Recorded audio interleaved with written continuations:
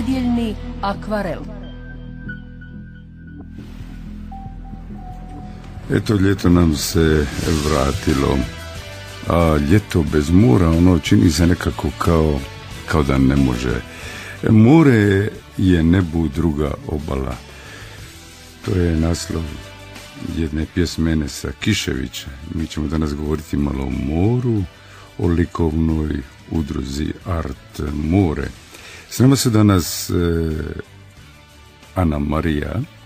Dobar dan. Dobar dan. Rudi Milat. Dobar dan. I Ana Milat.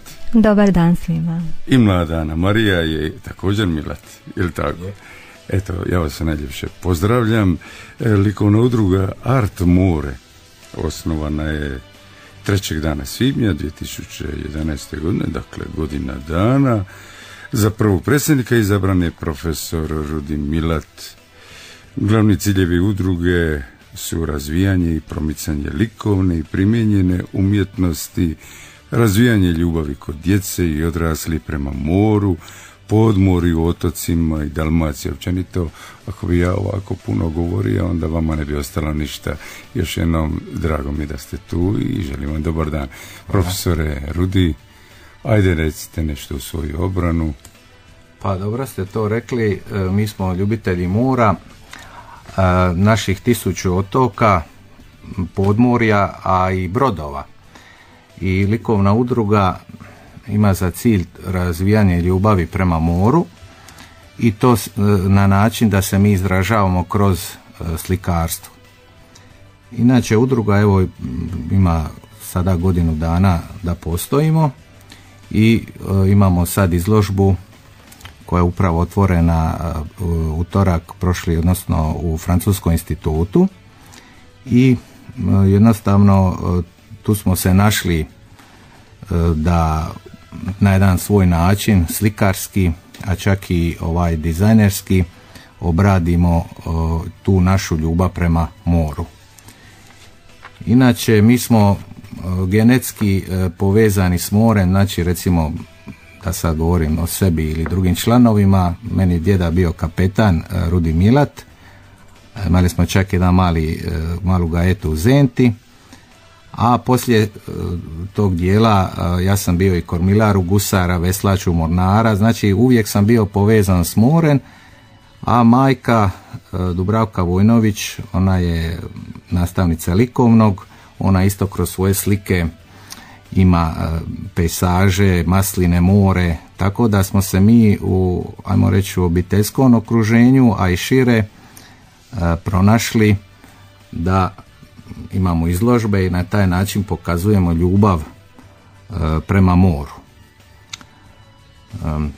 Ne znam. Evo, sad bi možda mogla mlada Ana Marija kazati koju riječ. Ona je napisala jedan stvarno lipi, ovako produhovljeni tekst predgovoru, dakle pozivnice za ovu izložbu koja se još uvijek odvija u Francuskom institutu, jel tako? Mi smo to čak, čini mi se, i najavili u našem radijskom programu. Recite, Marija, 2-3. Evo, ja pišem stvarno od malena. Pisala sam i prije nego što sam znala pisati, uvijek sam nešto šarala praveći se važno da znam pisat. Svi se mi pravimo važni da znamo pisati. Sudjelovala sam na nekoliko susreta Lidrana, dobila sam neka priznanja. Evo, jedno mi je osobito drago, na natječaju tekstovao Ivani Brlić-Mažuranić u gradskoj knjižnici Marka Marulića. Moram priznati da sada pišem sve manje zbog obaveza na fakultetu, evo, koje su nešto posve drugačije. Studiram farmaciju, ali usporedno s tim mi sve više nedostaje bilo kakvo umjetničko stvaranje ili samo biti blizu nekim kazališnim, likovnim, glazbenim novostima. Ja sam zapravo prirodnjak i svejedno tek se u ravnoteži svih tih sfera nekako osjećam dobro. Vjerojatno se svi mi tako osjećamo. Što se tiče ovog predgovora, kada smo počeli organizirati prvu veću izložbu kao udruga, pojavila se potreba za katalogom i predgovorom. Uobičajeno pozvati nekog poznatog povjesničara umjetnosti da to napravi, ali evo provali smo nešto nekonvencionalno ovaj put. Dobila sam slobodu u formi i sadržaju, a moja ideja je bila nekako izolirati od svih drugih motiva baš more. Svi se autori tu njim inspiriraju i zapitala sam se zašto baš more i pisala o tome. Odlično. A evo ovako jedno pitanje koje nema nikakve veze s ovim, a obzirom da studirate farmaciju, da je ovdje recimo profesor Grdinić, onda bi vam on to sad sa povijesnog aspekta sve lijepo objasnije, je li more ljekovito? Definitivno. Je, jel? Da. Imamo morsko bilje koje je puno raznih eteričnih ulja, čak se to pojavljuje u nekakvim ljekovitim pripravcima. Odlično. Ali ljekovito je za dušu. Pa to sam mislio, na to sam mislio. Jer lijekovi jesu ono za dušu. Kada sad govorimo, sad ćemo skrenuti malo van ove teme, ali placebo efekt također djeluje na takav način. Jeli? Pokušavamo vjerovati da je nešto dobro, pa onda to ima i uspjeha. Jeli vi, gospođo Ana, imamo dvije Ane, jedna imamo Ana Marija i imamo Ana Mariju. I Ana Mariju. Da. Jer vi isto tako doživljavate more kao nešto? Ja sam veliki zaljubljenik mora. Cijeli život čekam ljeto da bi bila što bliže tom moru, ali pridružujući se ovoj udruzi zapravo sam se osvrnula na Gospu kao zaštitnicu mora i pomoraca svijeta i evo napravila sam nekakve zgodne kolaže kojima je svima motiv baš ta Marija. One imaju svoju poruku, te moje slike. One su zapravo sve djevice naših oltara i domova koje nas zapravo čuvaju kroz život. Tako da su vam te moje slike ujedno i moja zahvala na tome. Odlično, evo vidite vi, ja to nisam znao. Pa dobro, Gospa je ono zaštitnica svega. Svih nas. Svih nas. Šta bismo mi sad mogli? Mi bismo sad mogli uz pomoć Stipe Blaževića poslušati jednu lijepu pismu koja zaštitnica nije bila Gospa, ali eto, mislim da je to Patijera. Evo vidite je. Prekrasan izbor.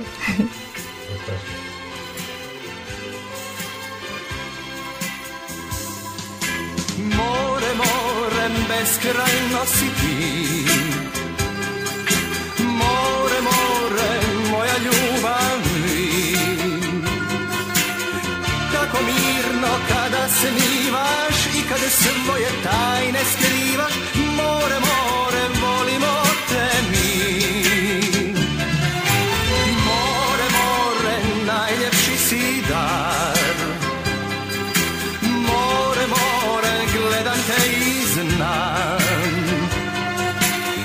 da u tebi sve se rađam, da je ljubav ljepša slađa kad u tami šumi samovar.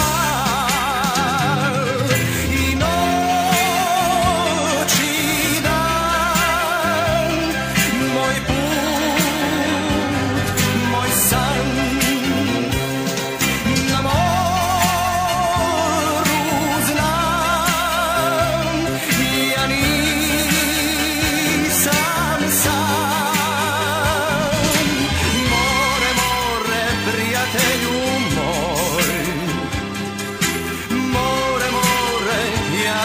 samo tvoj.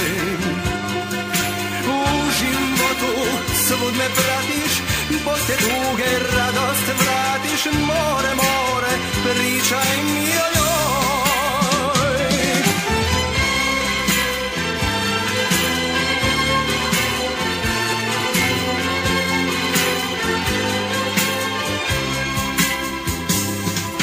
More, more, kud me nosiš sad? More, more, svatko tko je mlad voli beskraj što se plavi, sunce kad se zorom javi. More, more, zajedno smo tad. I noć i dan, moj put, moj san.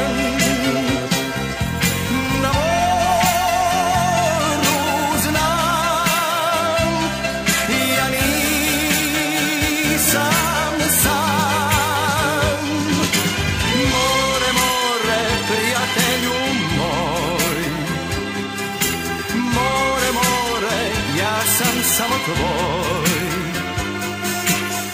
U životu slud me pratiš, poslije tuge radost vratiš. More, more, pričaj mi o njoj. More, more, prijatelju moj.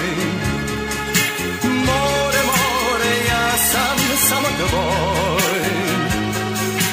U životu slud me pratiš, poslije tuge radost vratiš. More, more, pričaj mi o njoj. More, more, prijatelju moj. More, more, ja sam samo tvoj. U životu slud me pratiš, poslije tuge radost vratiš. More, more, pričaj mi o njoj. More, more, prijatelju moj. Evo vidite kako kaže Ivo Patjera, more, more, prijatelju moj. I more, i prijatelji, i hranitelji, i polje, brazda, sve ono što je lipo za oko, je li tako? Profesore, vi ste profesor likovnog odgoja, je li? Profesor Rudi Milat, koliko je more, recimo, poticajno za jednog slikara? Možda bi to vaša majka, ona je slikarica, baš ono iskonska.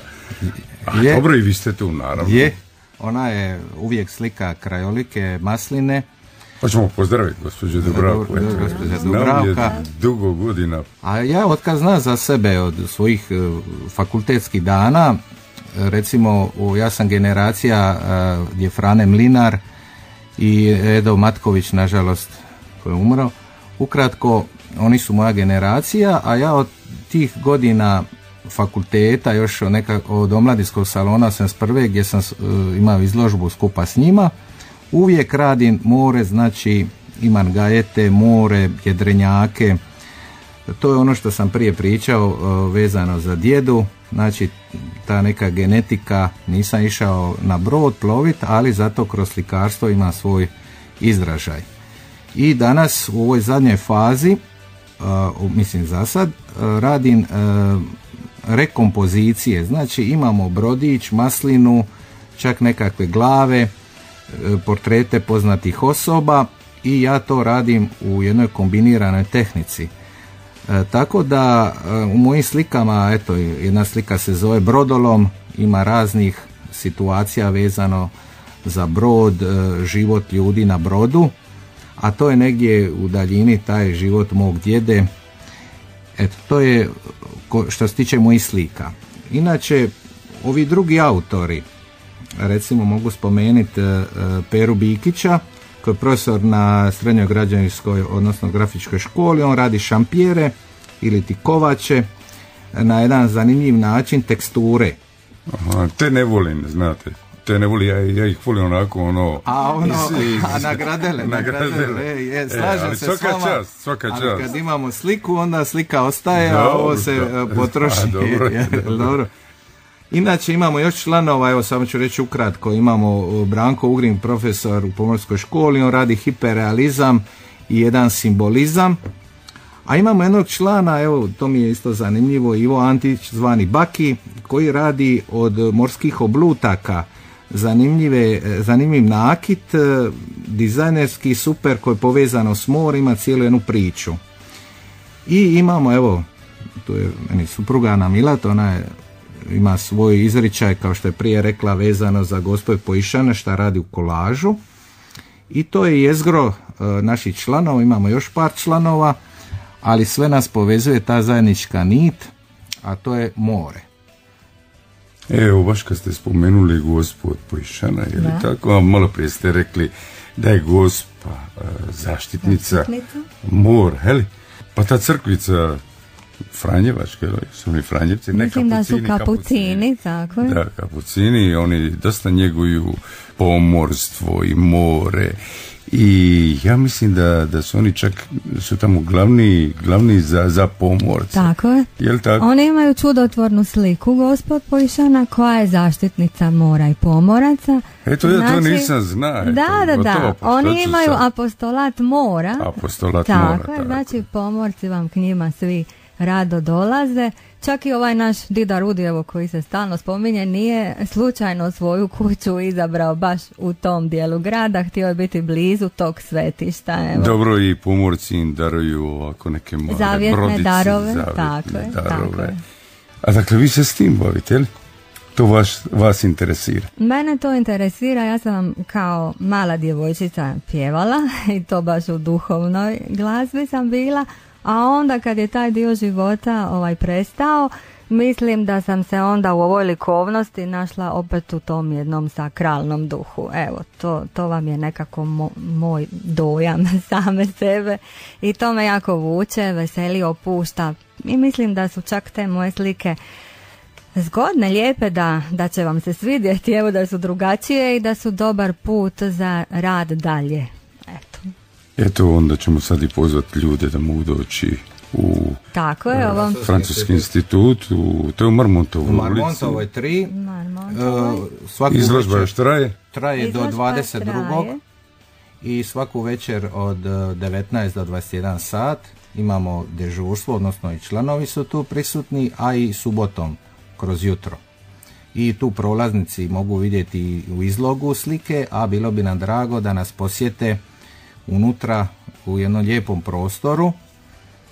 A ja bi se željela posebno zahvaliti ovom prilikom predsjedniku te lijepe udruge Alliance Française de Split, gospodinu Geraru de Negriju i njegovoj suradnici, gospođi Jeleni, na krasnom gostoprimstvu koje smo doživjeli u njihovom prostoru. Eto, pa dobro, oni uvijek organiziraju to fino, pogotovo gospodin de Negri. On je, čini mi se, i u protokolu grada. Da. To je čovjek ima, on je divno otvorio tu izložbu. Šlif. Da.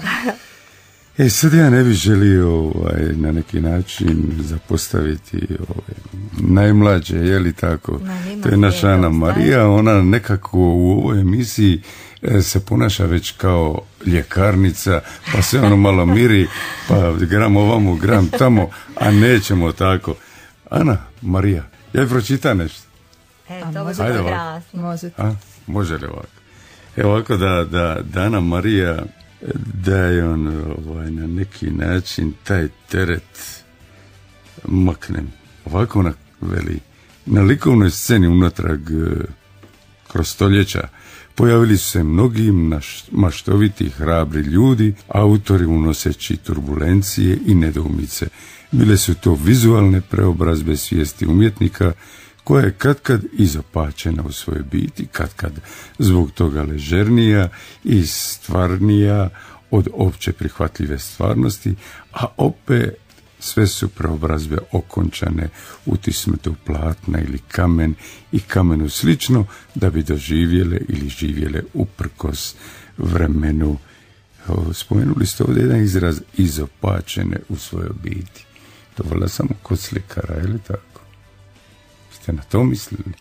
Nije samo kod slikara, kod svi umjetnici imaju nekakav svoj izražaj koji nije uvijek najbolje prihvaćen u društvu, ali to je dio kako njega. Slovenci kažu na pako.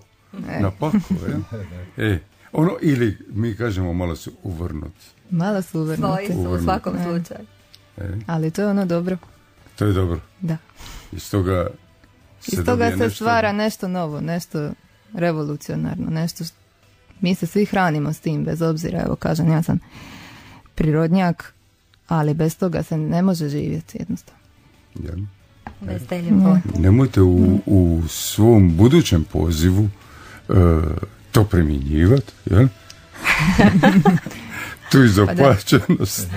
Ali ostavit ćemo to, to ne bi bilo dobro, jel tako? Eto, Ana Marija, želim vam puno uspjeha, da budete dobra ljekarnica, dobra apotekarica, kako se to prije zvalo i još uvijek zove, je li tako, apoteka. Da. Ljekarna je ljekarna, a art je umjetnost, naziv udruge Art More.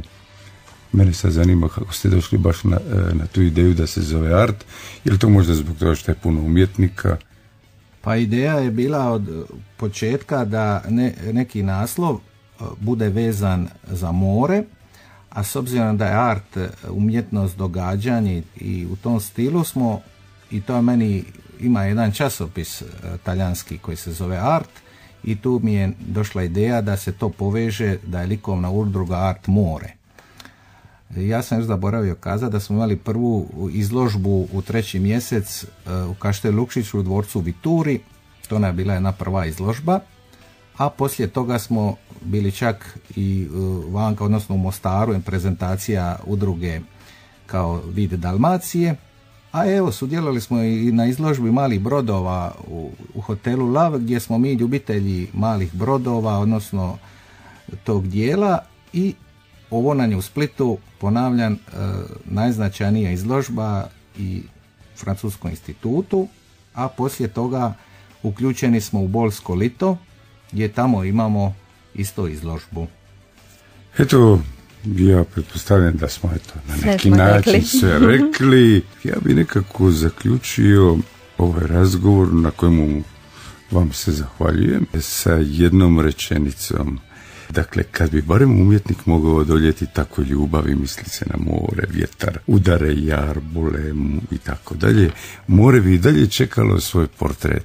Ja sam vam pripremio jednu pjesmu u kojoj je zapravo sve to. Dakle, to je Ana Marija Milat napisala, a ovu pjesmu je napisao Stjepan Benzon i Ivica Bašić, i mislim da će vam se svidjeti, i govori o moru i o svemu onomu o čemu vaša udruga vodi računa. Zdravi i veseli bili. Hvala vam lijepa.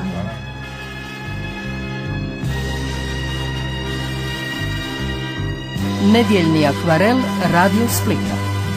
Živi se od mora, od mriža i uza, proidu se čuji od vesla, maštlina. Crjene su oči od noći i suza, žuljave nam ruke su prve kastina. Tuđe u nas nevere i kiše, i svaki dan smo zgrbljeni sve više. Ipak više od sve i od crpili voda cijelega života. Mi volimo